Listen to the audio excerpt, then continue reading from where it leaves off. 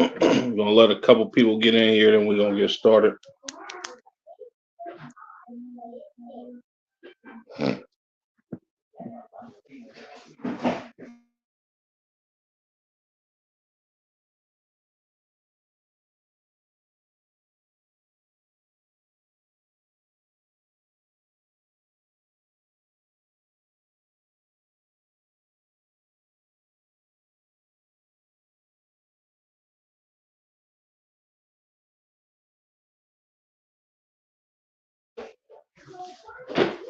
Thank you.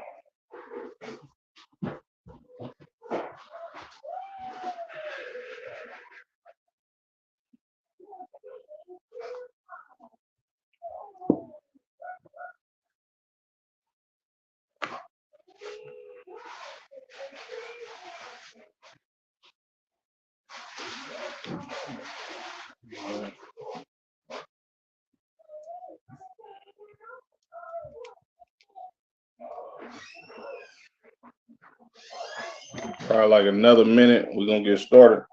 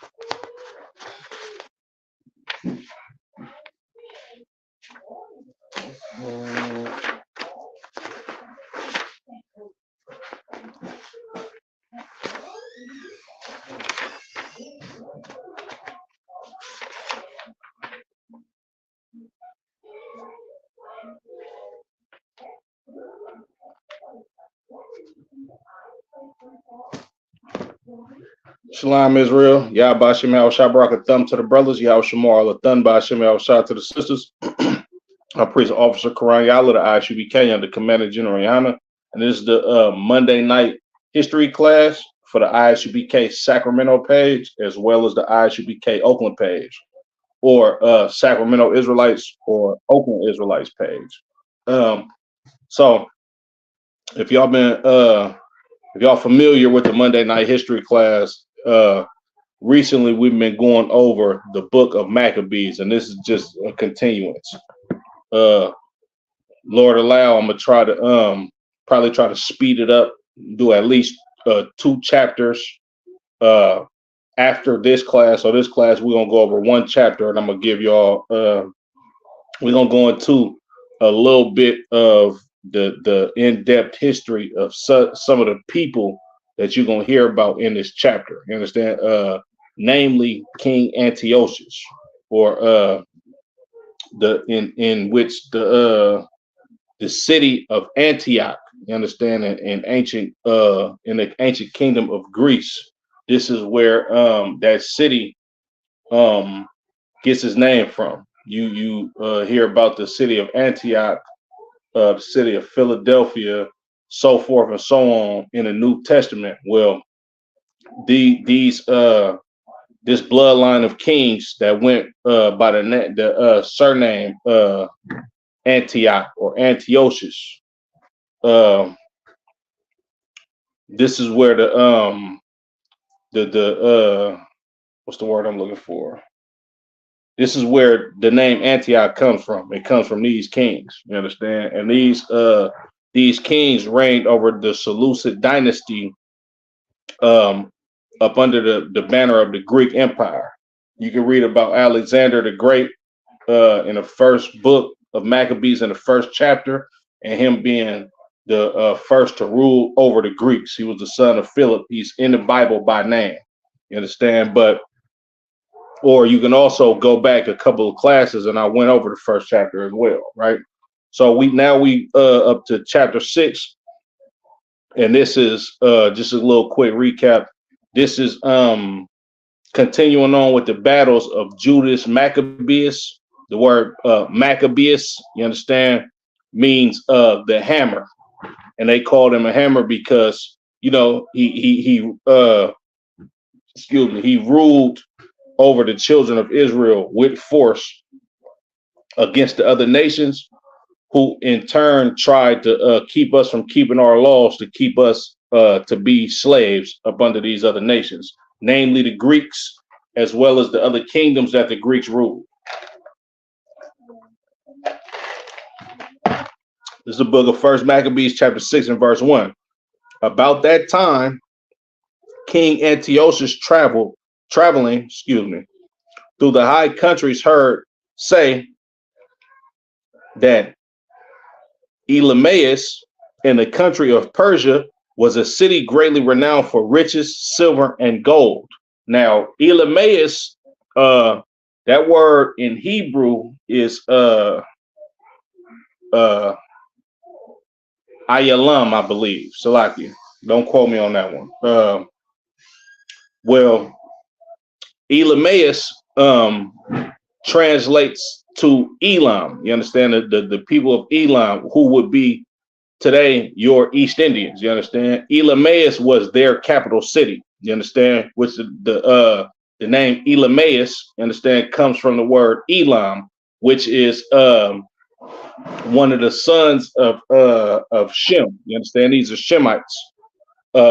Eventually, this nation of people became known to be the so-called East Indians of today. You understand? And when you look at the Seleucid dynasty and the places where they reigned at, you understand, these Antiochus kings, Elam was smack dab in the middle of the Seleucid dynasty where they reigned at. You understand? So I'm gonna keep going. Salakia. I'm gonna read that from the top again. First Maccabees chapter 6 and verse 1. About that time, King Antiochus traveling through the high countries heard say that Elamaeus in the country of Persia was a city great renowned for riches, silver, and gold. So this land, Elamaeus, or the land of the Elamites, you understand? This land was a city that was famous for having riches, silver, and gold. You understand? And King Antiochus, he heard of this while he was traveling. Now, let me give you a little brief history of King Antiochus, right? This is King Antiochus Epiphanes, right? This is the fourth king of not the fourth king Salakia, but the eighth ruler of the Seleucid dynasty under the Greek umbrella. You understand? His father was Antiochus the third. He's Antiochus the fourth.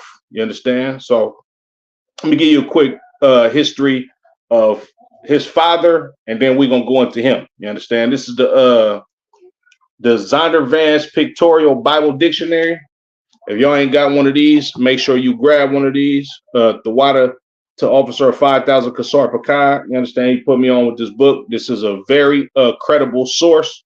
You understand? In order to cross-reference things in the Bible, as well as find out the meaning of things and get a little bit of history on the people, places, you understand, items, so forth and so on that you can find in this Bible. All right. Of course, we read from the King James 1611 version Bible. Okay. Antiochus or Antiochus, right? However you want to pronounce it. Antiochus III, the Great, 223 to 187 BC, king of Syria and sixth ruler of the Seleucid dynasty. So his kingdom was Syria. You understand? As a matter of fact, let's quickly go back to First Maccabees, the first chapter.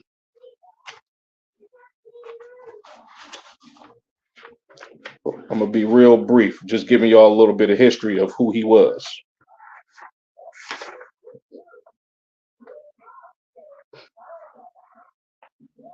This is the book of First Maccabees, chapter 1 and verse 10. And there came, Salakia, I'm gonna start at verse 7. So Alexander reigned 12 years and then died, and his servants bear every rule one in his place. Matter of fact, Salakia, let me jump back to verse 6. This is the book of Maccabees, chapter 1 and verse 6. Wherefore he called his servants such as were honorable and had been brought up with him from his youth, and parted his kingdom among them while he was yet alive. So Alexander reigned 12 years and then died, and his servants bear rule every one in his place. So Alexander the Greek, being from 20 years old to about 32 years old, he reigned, you understand, and wreaked havoc on a known world at that time, and gave the Greeks a humongous kingdom. Now, while he was still alive, he split his kingdom in between. He split his kingdom up and gave a piece of his kingdom to his 4 generals. You understand? And reading on. And after his death, they all put crowns upon themselves. So did their sons after them many years, and evils were multiplied in the earth. You understand? So after Alexander reigned, he parted his kingdom. These Edomites that was calling themselves Greeks, they ruled for many years and put crowns on their sons' head, meaning they passed down the kingdom to their sons. And when it says many evils were multiplied on earth, this was the evilest people that ever ruled on planet Earth. And there was so much wicked stuff going on in the times of the Greek ruler. Yabashim al-Shabarakatah. I believe that's Yaragabar, the water surfer, tapping in.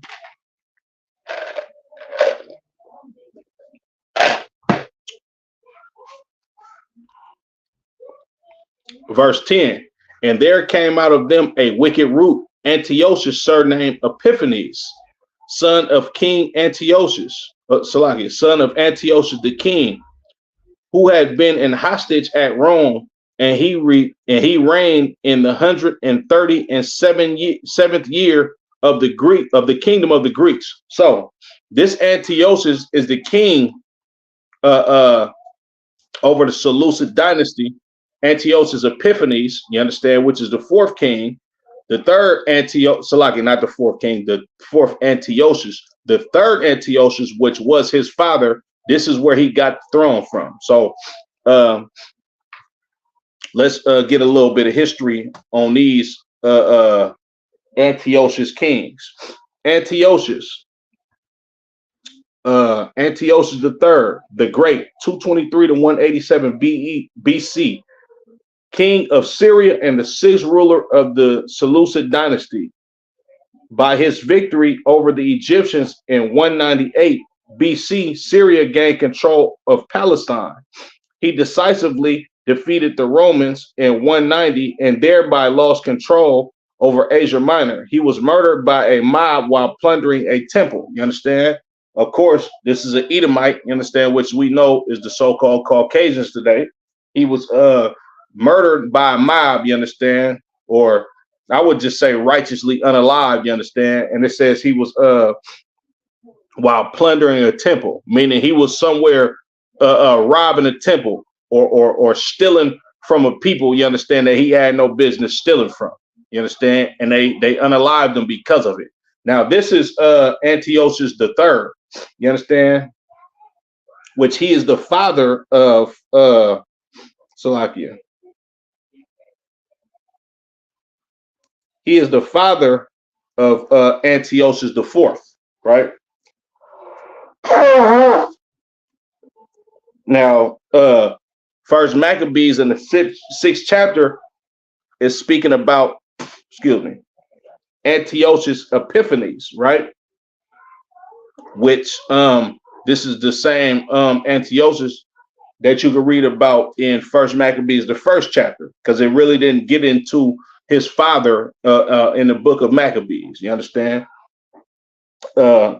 Two, Antiochus the fourth, Epiphanes, son of Antiochus the third, and eighth ruler of the Seleucid dynasty, 175 to 176 BC.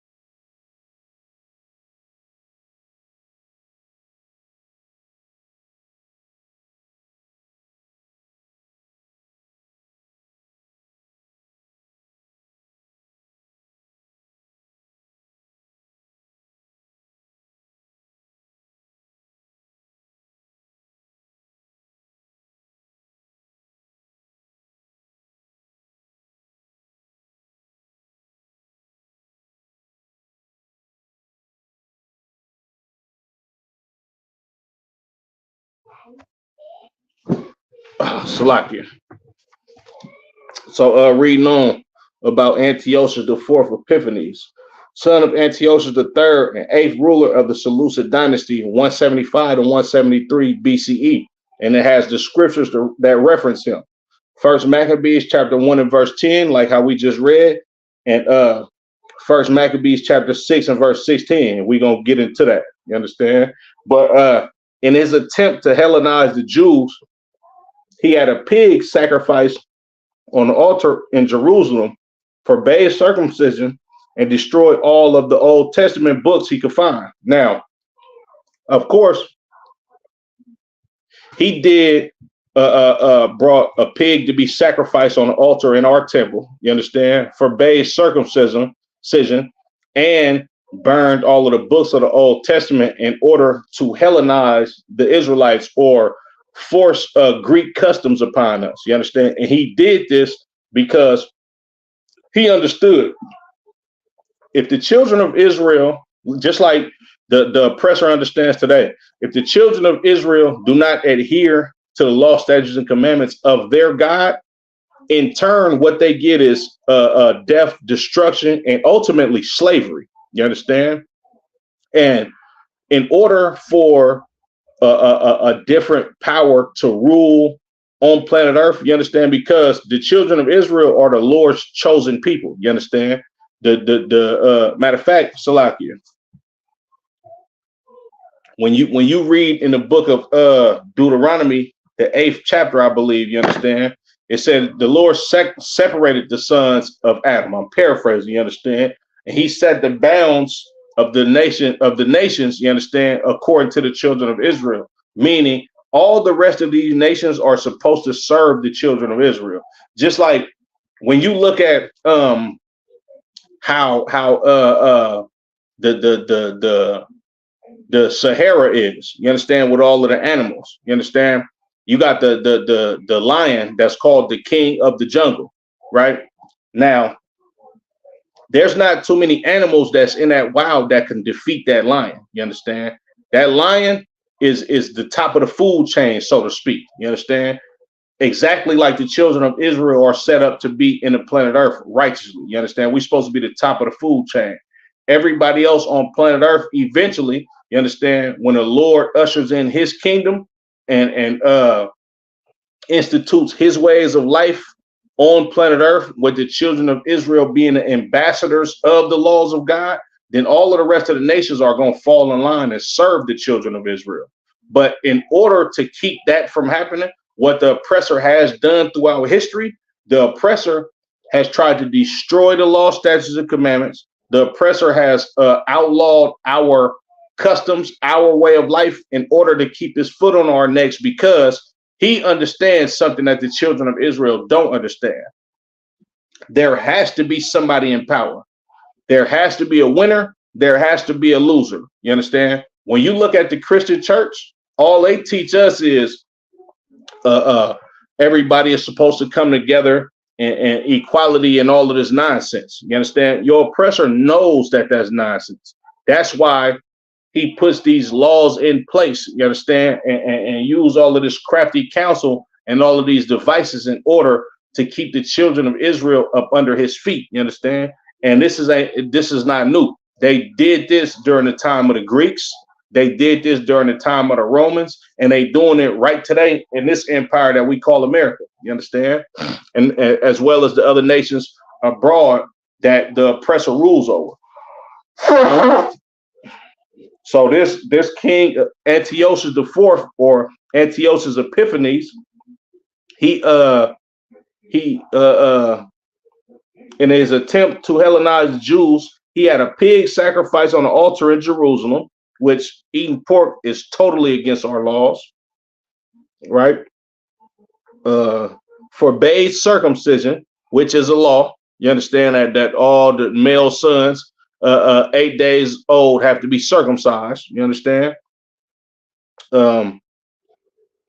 And destroy all the Old Testament books he could find. You understand? And he destroyed our books in order to keep the knowledge of us. You understand that to keep the knowledge of the children of Israel, keeping our law, statutes, and commandments, he took that from us in order for us to be dumb to the fact that keeping the law, statutes, and commandments ushers in freedom for the children of Israel. And on top of that, on top of all else, keeping the law, statutes, and commandments keeps the Lord happy with the children of Israel. Therefore, we fail at nothing. Therefore, nobody conquers us. Therefore, we are heirs of the promise that the Lord is going to be our power and fight against all of our enemies. You understand? These outrages involved him in the Maccabean War, in which the Syrian armies were repeatedly defeated by the brilliant Judas Maccabees. You understand? And we finna get into some more of that. So, of course, he was repeatedly defeated because Judas, he instituted that the children of Israel keep the law, statutes, and commandments, because he knew at his time of being a judge over the children of Israel, he understood how important it was for us to fight for our God, or fight for our law, statutes, and commandments, so our God can fight for us.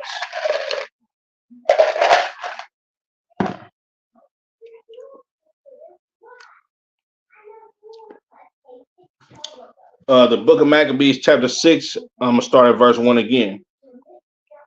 At about that time, King Antiochus, traveling through the high countries, heard say that Elymais in the country of Persia was a great city, Salakia, was a city greatly renowned for riches and silver and gold, and that there was in it a very rich temple, wherein were coverings of gold and breastplates and shields, which Alexander, son of Philip, and the Macedonian, Salakia, which Alexander, son of Philip, the Macedonian king, who reigned first among the Grecians, had left there. You understand? So Elymais, this city that was famous for riches, silver, and gold, King Antiochus heard that Alexander left all of these riches and stuff. So he went over there to pursue the city. All right. Verse 3, wherefore he came and sought to take the city and to spoil it, but he was not able, because they of the city have had warning thereof, rose up against him in battle. So he fled and departed thence with great heaviness and returned to Babylon. So the people that was at Elamaeus, they wasn't going for it. You understand? They was not finna let King Antiochus come and sack their city and take all of their riches. So they got the warning and they fought against him and prevailed in war over against him, or in a battle against him, and he fled from the city. He lost. He was defeated. Excuse me. He was defeated.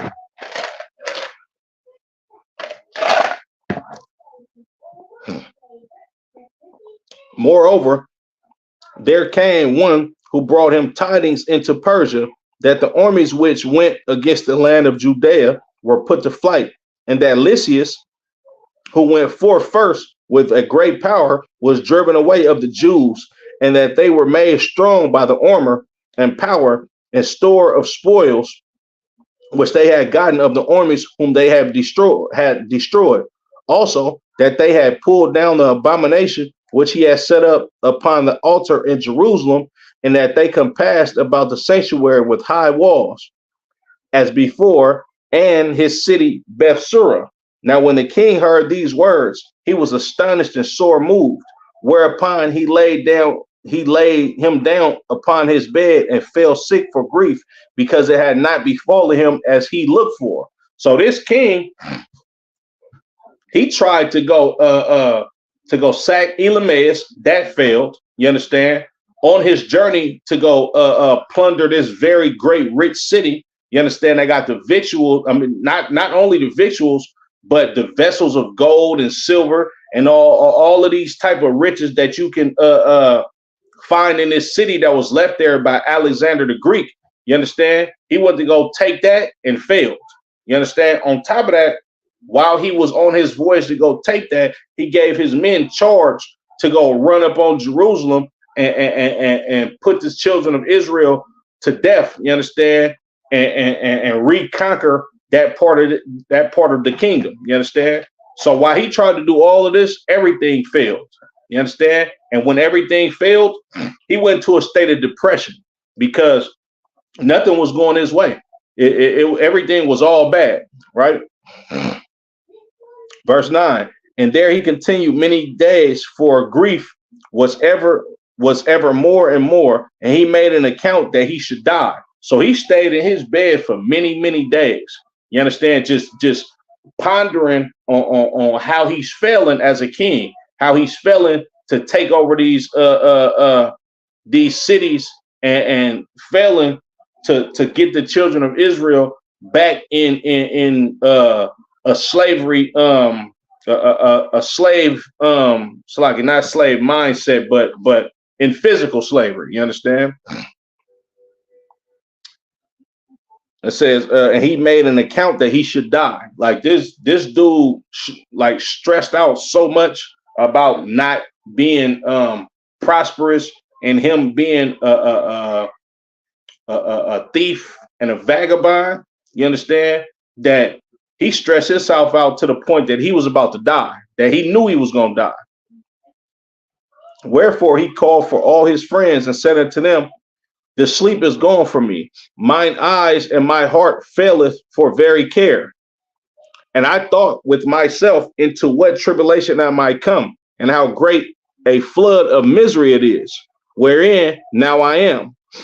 For I was bountiful and beloved in my power. But now I remember the evils that I did at Jerusalem, and that I took all the vessels of gold and silver that were therein, and sent to destroy the inhabitants of Judea without a cause. I perceive, therefore, that for this cause these troubles are come upon me. And behold, I perished through great grief in a strange land. He was right. Everything that he did to the children of Israel was the exact reason why he was suffering. You understand? Because the Lord tells the children of Israel, if we keep the law, statutes, and commandments, he is going to be an enemy of our enemies. And Judas Maccabees, you understand, given a charge by his father, Mattathias, you understand, to don't be a coward, to keep these law, statutes, and commandments, to fight for our people to be free, to keep our laws in our land, you understand, and live in perfect harmony amongst each other, and you know, and to be a righteous people. And Judas, he did this to the fullest extent, to the best of his abilities. And in turn, the children of Israel was prosperous. You understand? And our enemies became the enemies of the Lord, as promised by the Lord. So this Antiochus, being one of our enemies, he failed at everything that he tried to do. Everything that he touched turned to powder, crumbled.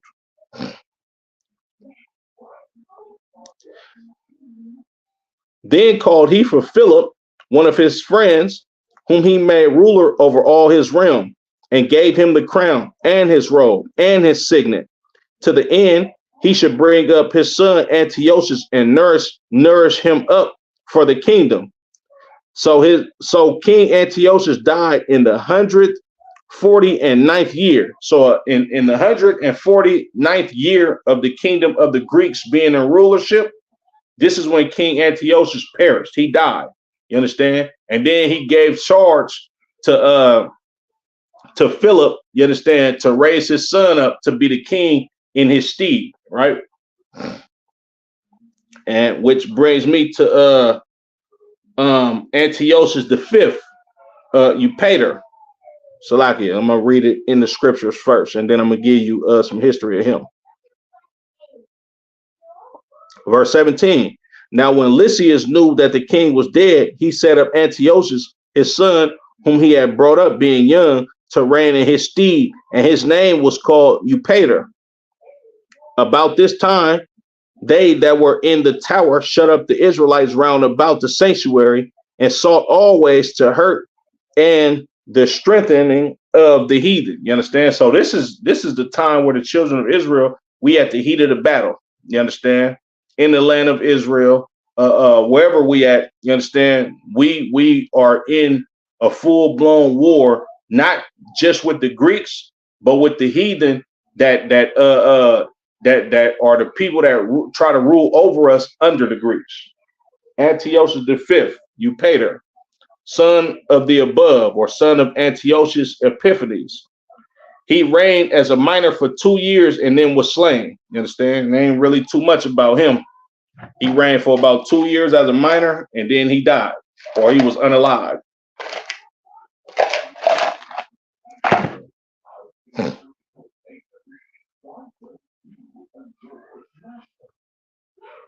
Salakia. Verse 19. Wherefore Judas, proposing to destroy them, called all the people together to besiege them. So they came together and besieged them in the 150th year, and he made mounts for shot against them and other engines. This is a heated battle. You understand? Like Judas Maccabees, he was or Maccabees, he was skilled at war. You understand? His father was a great warrior. His brothers was great warriors. He was trained by great warriors. You understand? And his brother had mounts. You understand? Or like the equivalent to that would be, it said, let me see, so I'm gonna read that again. It says, and he made mounts for shot against them and other engines. This is basically like if you familiar, this basically like a tower, you understand, where brothers get up on this tower or get up on this big mountain, and they can look down and shoot bow and arrows or shoot their slingshots at the enemies. You understand? This is basically like I would call this the equivalent to basically like a minigun or something like that, or some area where you don't have to be face to face with the enemy. It's a war engine to where you can wound your enemy or unalive your enemy from a farther distance. You understand?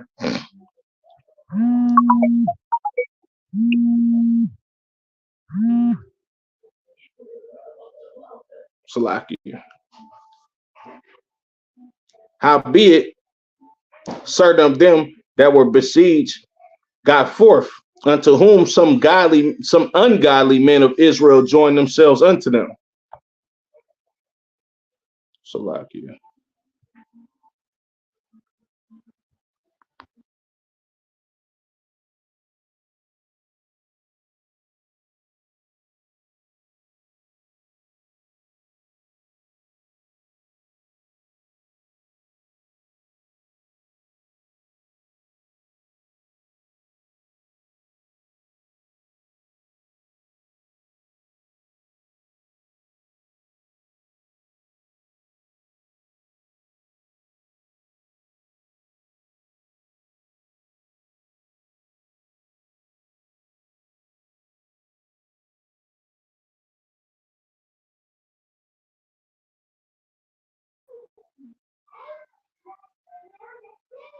Salakia. Okay, we back. I'm gonna read that again. Howbeit certain of them that were besieged got forth, unto whom some ungodly men of Israel joined themselves. So some of these people, some of these heathens that was being besieged, a lot of them, a few of them, they got loose. You understand, or they was able to flee. You understand, from being destroyed by us at that time, and in them fleeing, you understand what was going on. Some ungodly men of the children of Israel, or some traitors of the children of Israel, they joined themselves unto these heathens. All right.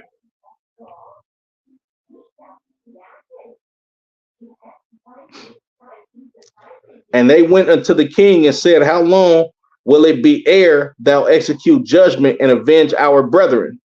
We have been willing to serve thy father and to do as he would have us,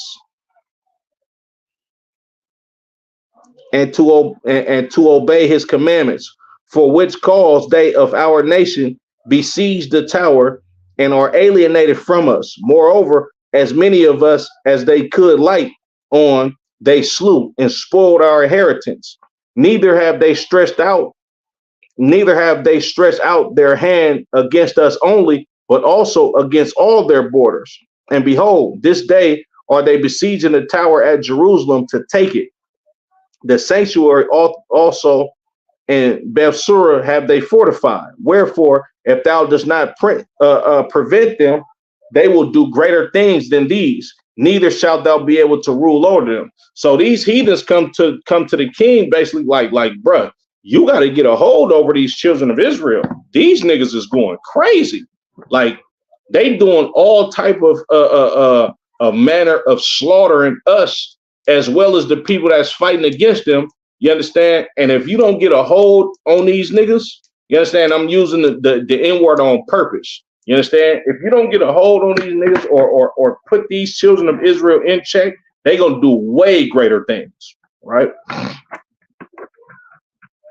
And you're not gonna be able to rule over them.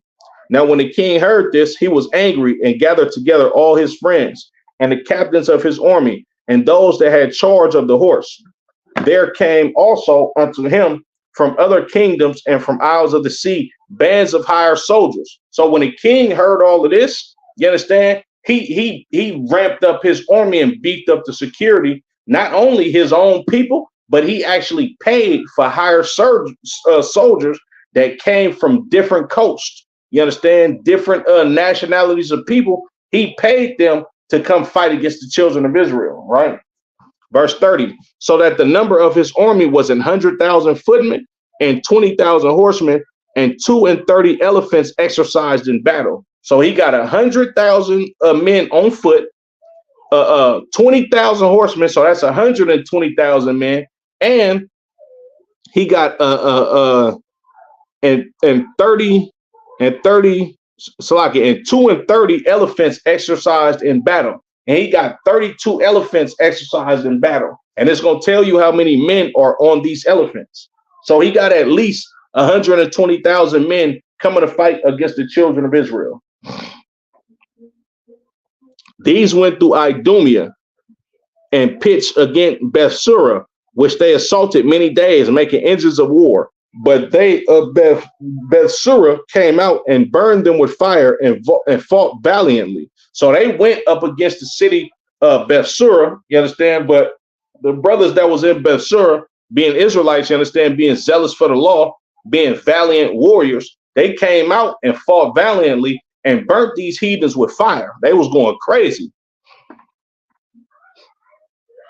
Upon this, Judas removed from the tower and pitched in Beth Zacharias over against the king's camp. So when this is going on, Judas, he got about the tower, took some men with him, and then he went directly to fight against the king's camp. All right.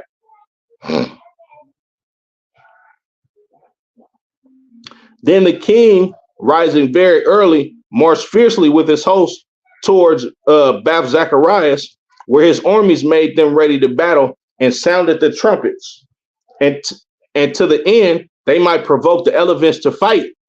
They showed them blood of grapes and mulberries. Now, this is a quick little sidebar, right? Back in ancient days, when people wanted to tame or train elephants into they didn't necessarily domesticate elephants, but they trained them and used them for what they could use them for. And one thing that they was able to do to basically get the elephant's mind into being trainable, they used to give elephants wine and beer. You understand? So when they say they showed them the blood of mulberry and grapes, they gave these elephants wine and beer and trained them to go to war against the children of Israel. You have to look it up. I'm not sure exactly how they do it or how it's done, but in ancient times they gave elephants wine or liquor or some type of intoxicant to use the elephant for what they needed for at that time. All right.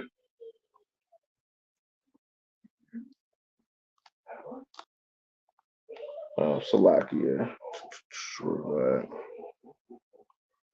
Moreover, they divided the beasts among the armies, and for every elephant they appointed 1,000 men armed with coats of mail and with helmets of brass on their heads.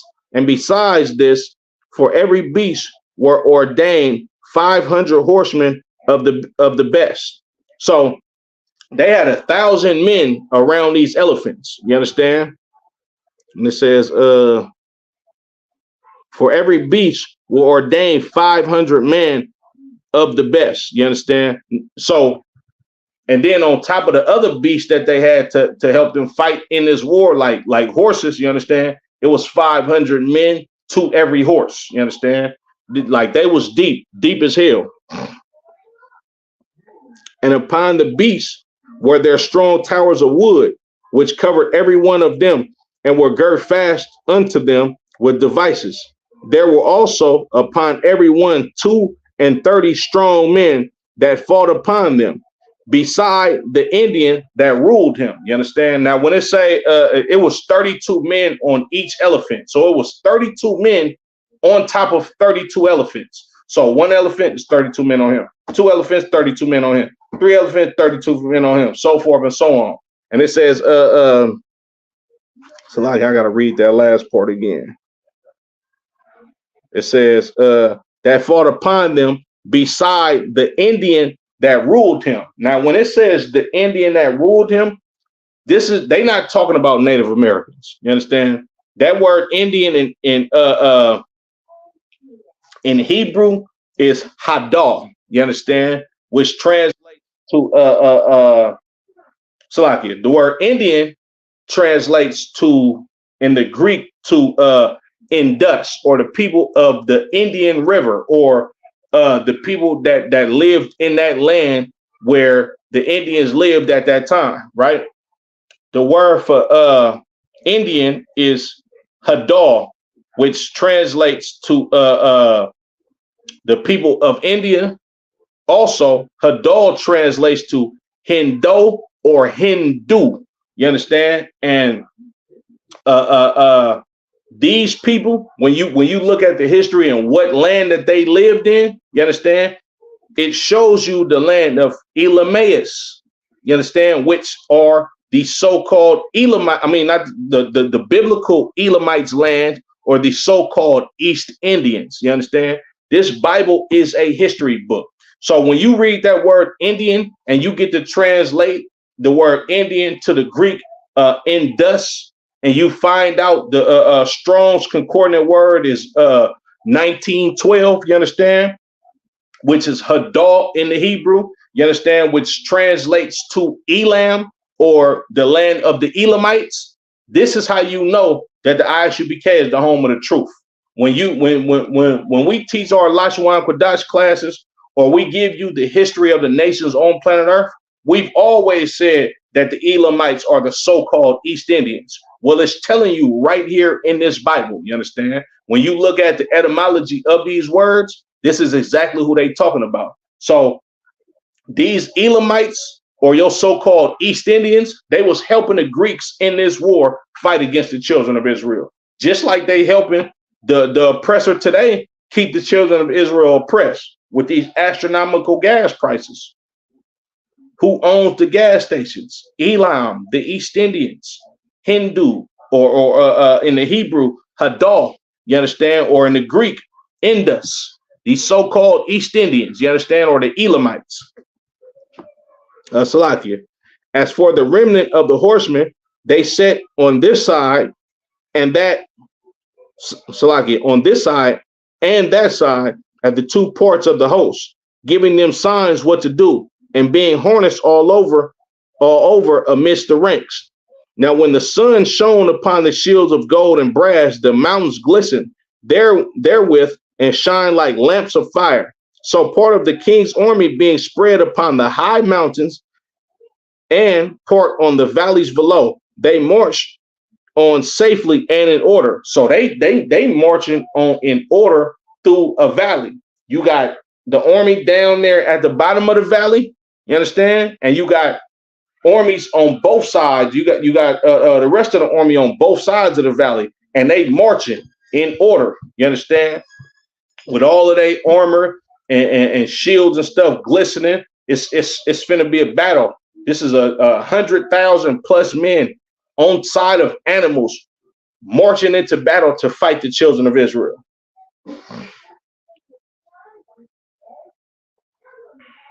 Wherefore all that heard the noise of their multitude and the marching of the company and the rattling of the harness were moved, for the army was very great and mighty. Then Judas and his host drew near and entered into battle, and there was slain of the king's army 600 men.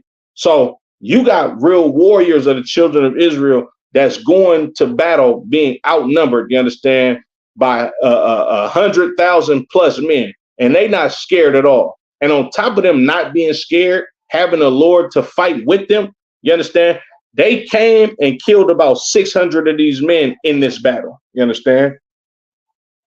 Salakia.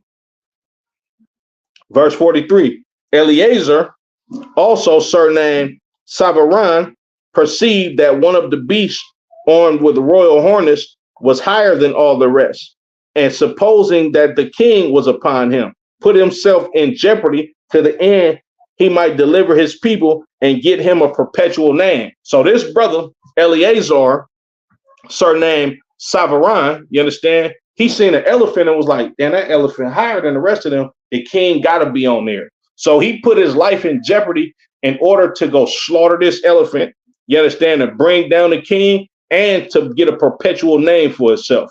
He was willing to go out like a soldier, you understand, in order to deliver his people. Which done, Salakia, wherefore he ran upon him courageously through the midst of the battle, slaying on the right hand and on the left hand, so that they were divided from him on both sides. So this brother ran through this battle. He's slaying heathens to the left side of him and to the right side of him. So much forth that he's slaying so many people. He got a gap around him to where there's nobody that's actually pursuing to fight him, because he's unaliving everything that comes in his path to the right hand side and the left hand side. Verse 46, which done, he crept up under the elephant and thrust him under and slew him. Wherefore the elephant fell down upon him, and there he died. You understand? So this brother then made a great slaughter, you understand, and ran through the midst of this battle and slew this elephant, trying to take out the king. And the elephant, being a humongous animal, fell on his brother and he died. You understand? Verse 47. Howbeit the rest of the Jews, seeing the strength of the king and the violence of his forces, turned away from them. Then the king's army went up to Jerusalem to meet them, and the king pitched his tents against Judah and Mount Zion. So we seeing all of these heathens, you understand, and the strength of their army, we had to retreat. You understand? They it's looking like they gonna get the best of us because of how deep they are. So we retreat, right? And they come up to Judah, or Judea, you understand? And it says, and pitched against Zion, or they pitched or went in battle, you understand, set up shop right by the city of David, all right? But with them that were in Bethsura, he made peace, for they came out of the city because they had no victuals to endure the siege, it being a year of rest to the land. So the king took Bethsura and set a garrison there to keep it. So this king, you understand, he went to war against the people that was in Bethsura. Now, this being a Sabbath year, you understand, this is a year where we give the land rest. You understand? And us giving the land rest, we are going through a great war and a siege, you understand? So all the victuals is like food, you understand, or stuff that you can consume to preserve yourself. Food, drinks, you understand, things of that nature, right? This being a Sabbath year, we don't have an abundance of food, you understand? So we run through it, you understand? And in turn, we surrender to the king, you understand, the brothers and sisters of Bethsura, you understand, we surrendered to the king and made peace with them because it was looking ugly for the battle, because we couldn't sustain ourselves no more, it being a Sabbath year and us eating all of this food up through this siege.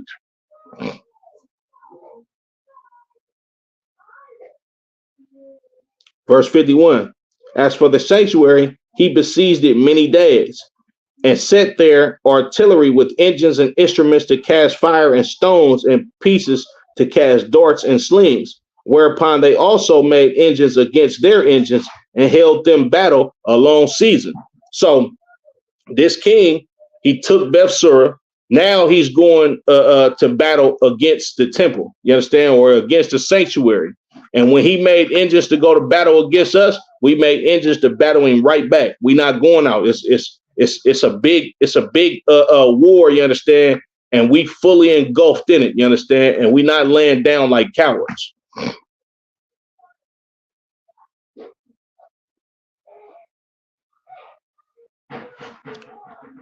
Verse 53, yet at the last, their vessels being without victuals, for that it was the 7th year, and they in Judah that were delivered from the Gentiles had eaten up the residue of the store. There were but a few left in the sanctuary, because the famine did so prevail against them that they were fain to disperse themselves, every man to his own place. Our brothers and sisters that went through this war and this siege, you understand, in this Sabbath year, or this year of rest, you understand, we went to battle for so long, eventually we started running out of food to sustain ourselves. You understand? So what happened was brothers left they left the battle, you understand, in order to go to their own place, because if you don't have food, you can't survive a fight. You understand? If you can't nourish yourself, you're going to become weak, and eventually you're going to get wiped out by your enemy. So we started leaving the sanctuary because we didn't have because the famine prevailed against us. All right. Verse 55. At that time, Lysias heard say that Philip, whom Antiochus the king, while he lived, had appointed to bring up his son Antiochus, that he might be king, was returned out of Persia and Media, and the king's host also that went with him, and that he sought to take unto him the ruling of the affairs. Wherefore he went in all haste and said to the king and the captains of the host and company, we decay daily, and our victuals are but small. And the place we lay siege unto is strong, and the affairs of the kingdom kingdom lie upon us. So Salakia, quick correction, Salakia. So the children of Israel, we still in the heat of the battle, you understand? But food is getting low, you understand? So it's not like every brother left the battle, you understand? We still fighting with all our might because the Lord is with us. But not only is our strength dwindling down, it's not dwindling down to the point to where they can defeat us, but the enemy's strength is dwindling down because they have no food to sustain themselves. So when the heathens hear that the king is basically come, you understand, he went to go report on what was going on. You understand? He went to report about the battle. Man, look, bro, this ain't looking too good. We don't have enough food to sustain ourselves, and we are in jeopardy of losing this war against the children of Israel because them niggas in there are strong, and we running out of food and stuff, right? Verse 58. Now, therefore, let us be friends with these men and make peace with them and with all their nation and covenant with them, that they shall live after their laws as they did before, for they are therefore displeased and have done all these things because we abolished their law. Now, the heathens is going to the king like, look, man, we finna lose this battle. We might as well make peace with these people, allow them to keep their law, statutes, and commandments, allow them to live in perfect harmony amongst themselves, and stop trying to rule over these people, because the reason why we in the heat of this battle and we getting our asses kicked is because we tried to Hellenize these Israelites. We tried to force Greek customs on us. We tried to unalive them for keeping their law, statutes, and commandments. And these people is mad at this shit. Excuse my French. So in turn, they destroying us because we ain't had no business messing with these niggas anyway. You understand? Salakia. So let's make peace with them. Let's let them keep their law, statutes, and commandments. Leave these people be, and go ahead and you know, let bygones be bygones. Be at peace with these people. Hopefully they forgive us, and let's get the hell up out of Judea. So the king, like, all right, for sure. I got you. You understand?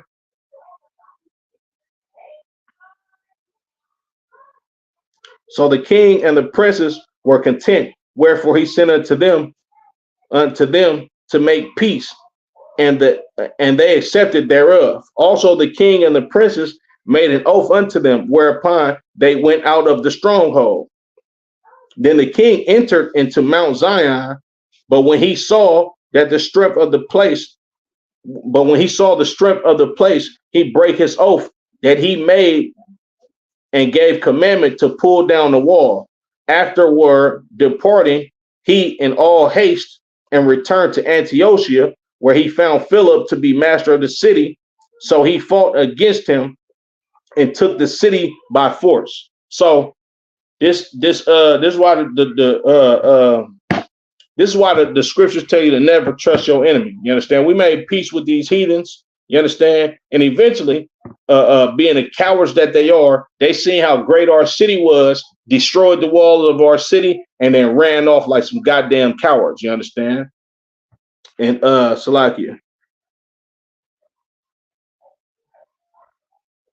And then the king, Antiochus Epiphanes, which was brought up under Philip, you understand, by the commandment of his father, he went back to Antiochus, or Antiochia, excuse me. He went back to Antiochia and seen Philip, and Philip being the master of the city. So he took the city by force from Philip, you understand? But that's the end of First Maccabees, the 6th chapter, you understand? Lord allow, I'm gonna try to make these classes a little bit more visual for y'all, you understand, in the near future with archaeological evidence. I'm gonna go ahead and be sharing the screen. You understand? I'm gonna give y'all some statues of some of these heathens. You understand? With that people made of them while they was alive. You understand? I'm gonna give you some you know, some written history, you understand, as a visual on the screen, so I can make it a little bit more clear for you exactly what was going on during the time of the Maccabees. You understand? That being said, I'm gonna end it. Yahweh Shem Shah brought a thumb to the brothers. Yahweh Shemal a thumb by Shem Shah to the sisters.